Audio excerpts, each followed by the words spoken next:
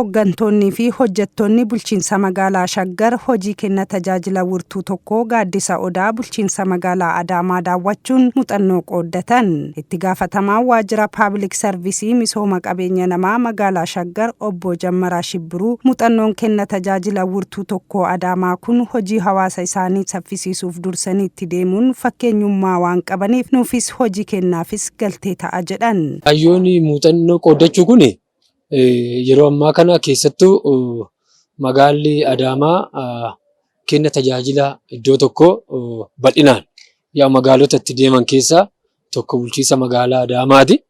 Sochii kana immoo akka magaalaa Shaggarittis yaa calqabnee jirra.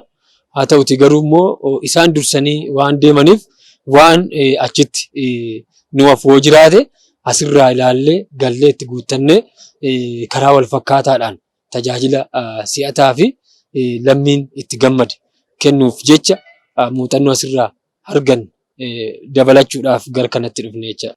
Muuxannoon hin arganna jennee nuti dhufne keessattuu kenni tajaajila manneen hojii mootummaa gara foddaa tokkootti yookiin gara seentarii tokkootti dhufanii yoo tajaajilli asitti kenname tokko rakkoon kun hin hir'ata kan jedhu lammaffaa irratti immoo sanayyuu ta'ee front line kana ammayyeessuudha dijitaalessu e-serviceedhaan kennuudha.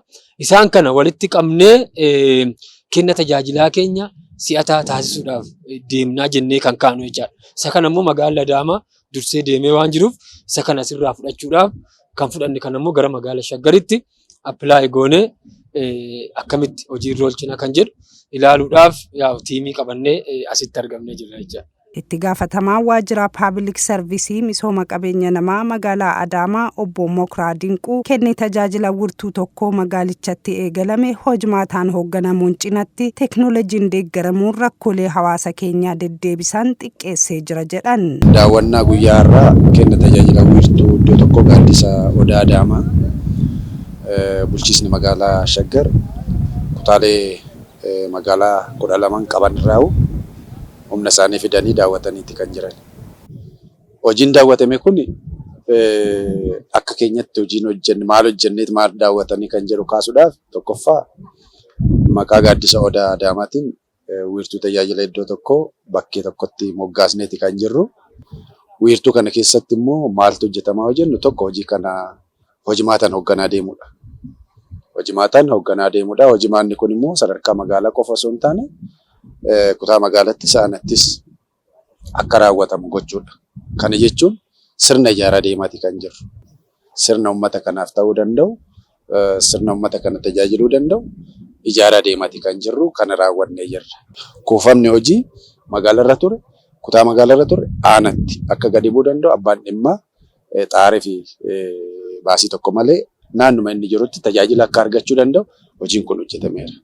Kan biraa hojiin hojjetame hojii riiformii gaggeessuudha. Amma xumura irratti kun kan ta'e itti quufinsa maamilaati. Itti quufinsi maamilaa keenya haga ammaatitti kan of harkaa qabnu harki 87 baay'ee itti quufnee jirra jedhee deebii nuu kenneera. Itti gaafatamaa waajjira kantiibaa bulchiinsa magaalaa Adaamaa obbo Bariisoo Doorii magaalaan Adaamaa kenna tajaajila iddoo tokkoo kanaan bu'aa gaarii argamsiisuu kaasanii hanga gabaasni kun qindaa'etti namni 66 ol keessummaa'uun tajaajila argatee jira jedhan. Egaa Gaaddisi Odaa erga hundaa'e kaasee fulbaana 2017 iddoo kanatti gamoo haaraatti erga galleen booda eegallee kan Gaaddisa Odaa kun erguma kana eegalle asitti namni 66 ol keessummaa'uu danda'eeti kan jiru. Kun salphaa miti jechuudha. Amma ji'a 4-5 reefu eegalla. So kun salphaa miti jechuudha. Kana keessa parsentiin 98 ol nama 10 irraan kan hafe hundumtuu deebii argateera jechuudha. Uummati keenya tokkoffaa karaa iftoomina qabu. Hooggansi karaa iftoomina qabuun karaa ifa ta'een oksaan tokko karaa hin jirreen bakka iftoominatti hundumtuu seektarri hundumtuu bakka argametti kan tajaajilu waan ta'eef uummati tokkoffaa dallaalaarraa bilisa ta'e jira. Uummati qaamaan argamee bakka hundi jirutti rakkoo isaa himatee deebii isaa argachaa kan jiru. Dabalataan magaalittiin muuxannoo kana caalmatti kan babal'istu ta'uu siman. Satisfaakshinii yookaan itti quufinsa maamilaa sisteema qabnaa boordii daashboordii kana ittiin madaallu qabnaa. inni kun teeknooloojiidha. Isa kanaan madaalaati kan jirru. So parsentii 86 fi sanaa ol uummati keenya itti quufinsa qaba jechuudha. Seektaratti garaagarummaa qaba. So kanarraa kaanee yoo ilaallu maal nu agarsiisa? Gaaddisi odaa aadaa keenyarraa kan madde uummati keenya duris gaaddisa odaa jalatti uummati isaa tajaajila murtee adda addaa kennaa uummataaf deebii kennaa kan ture. So kanuma appilaayi godha jechuudha karaa ammayyaatiin.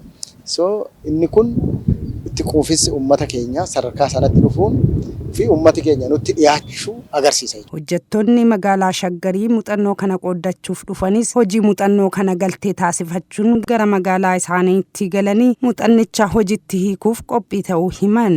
Waan baay'ee bulchiinsi magaalaa hojjechuu isaa fi akkaataa maamilli itti keessummaa'ee salphumatti satisfaakshinii saniin taa'ee kan madaaluu danda'uu fi bifa teeknooloojii salphaa ta'een immoo wantoota akkanaa baay'ee agarreerra. Kontirool ruumis agarree jira. Akkaataan gaalariiwwan garaagaraa kutaa magaalaa odeeffannoon gamoo kanarra gaafa dhuftu odeeffannoo waliigalaa qaba jechuudha. Gamoo tokkorra socho'uun hin jiru. Waa'ee aadaa magaalaa yoo barbaade, gaalarii magaalaa yoo barbaade, wanti hundumaa gamoo tokkoon iddoo tokkotti sassaabee jira waan ta'eef muuxannoo gaarii fudhannee dheetiniin abdadha. Tajaajiloonni gaaddisa odaa jalatti kennaman tajaajila iddoo tokko baay'ee kan namatti tolu waan ta'eef abbaa dhimmaallee sirna dabaree isaatiin dabareedhaan teeknooloojiidhaan dabaree isaa eeggatee tajaajila barbaadu iddoo tokkotti waan argatuuf seektara adda addaallee tajaajilli seektara adda addaatiin wal qabatullee yoo jiraate fakkeenyaaf galiidhaan daldalaan lafaan wal qabatullee yoo ta'e iddoodhuma tokkotti tajaajila isaa xumuratee deema waan ta'eef baay'ee kan namatti toludha. Gaaddisa odaa jalatti tajaajilli argee jechuudha.